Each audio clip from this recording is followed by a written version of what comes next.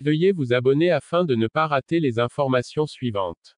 Commentez et likez s'il vous plaît pour vous exprimer. Puis partagez à vos collègues afin de leur mettre au courant. Nous vous remercions. Les avocats de l'ancienne ministre de la Justice du Bénin, Ressekaya Madougou, ont saisi le groupe de travail sur la détention arbitraire des Nations Unies. Dans cette note de saisine, ils ont présenté le dossier de leur cliente depuis son arrestation le 3 mars 2021 jusqu'à sa première audience. Les avocats ont présenté aussi les conditions de l'arrestation et de détention de la candidate recalée à la présidentielle d'avril dernier. Ils demandent à ce groupe de travail de prendre certaines initiatives en valeur de la détenue.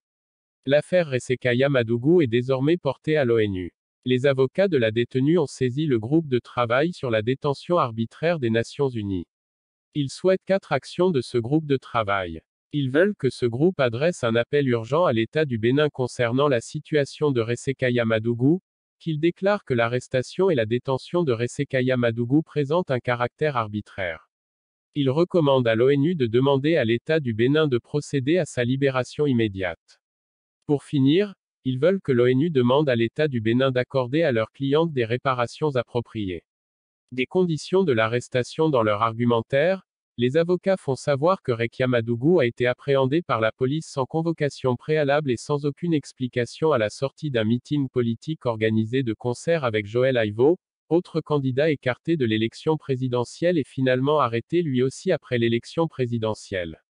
Rekia Madougou a ensuite été conduite sans aucune explication à la brigade économique et financière où elle a passé la nuit.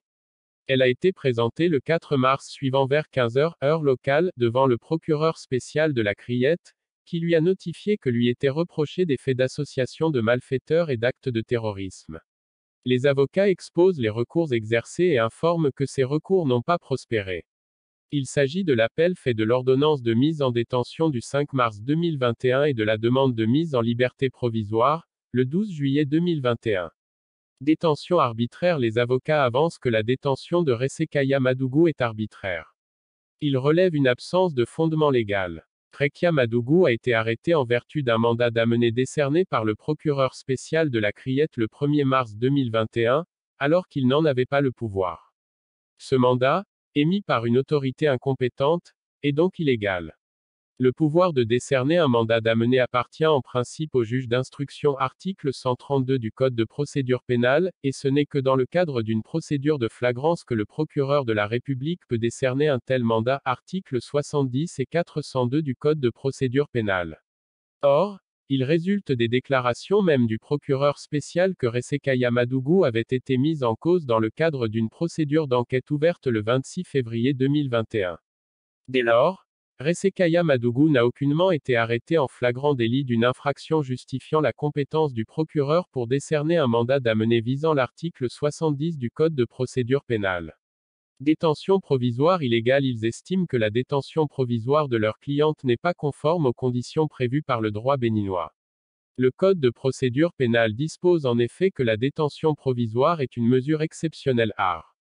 146, qui ne peut être ordonnée que si elle constitue l'unique moyen de conserver les preuves ou les indices matériels ou d'empêcher soit une pression ou une subornation de témoins ou de victimes, soit une concertation frauduleuse entre inculpés, protéger l'inculpé, garantir son maintien à la disposition de la justice, mettre fin à l'infraction ou prévenir son renouvellement ou mettre fin à un trouble exceptionnel et persiste à l'ordre public provoque par la gravité de l'infraction, les circonstances de sa commission ou l'importance du préjudice causé, art.